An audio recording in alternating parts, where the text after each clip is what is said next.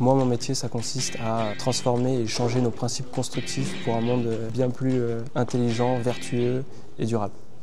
Salut, je m'appelle Raphaël, je suis ingénieur conception-réalisation.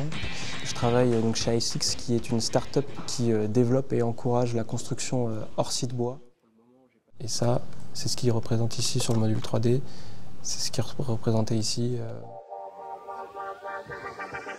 L'ingénieur, il va réaliser en fait tous ces plans de fabrication, de conception, ces notices structurelles pour qu'après, les opérateurs, les techniciens directement sur site, en fait, réalisent le projet de leurs mains avec les outils mis en œuvre, etc. Moi, pour ma part, après un lycée général, j'ai fait une classe préparatoire, puis une école d'ingénieur généraliste. Et lors de ces années d'études en école, je me suis spécialisé dans la construction bois. La clé pour avoir le titre d'ingénieur, c'est réaliser une école d'ingénieur, mais en passant par un IUT ou un BTS, c'est largement envisageable, au-delà de faire une classe préparatoire. La partie ingénierie est extrêmement utile et doit être développée pour avoir des bâtiments de plus en plus responsables et qu'on change notre manière de construire traditionnelle qui aujourd'hui représente un fléau énergétique, d'où l'importance d'un ingénieur conception, je pense, en 2025. Salut, moi c'est Marie-Agathe Hu, chargée de communication et marketing chez i6.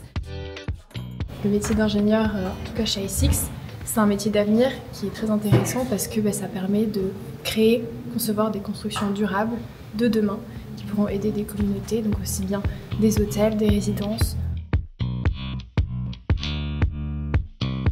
C'est vraiment un des matériaux forts avec lesquels on travaille, donc c'est le fameux CLT.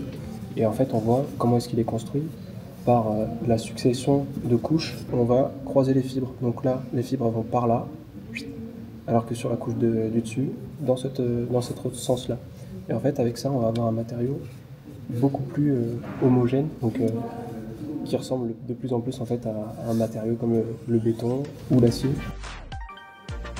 Aujourd'hui, il y a des choses à changer en ce qui concerne la construction. On doit réadapter nos modes, nos principes constructifs. Et le bois, la construction durable, c'est extrêmement vertueux. En fait, c'est se dire je travaille pour changer les choses et faire de demain un monde meilleur. Et c'est pour ça que c'est un métier d'avenir et qui peut être très intéressant.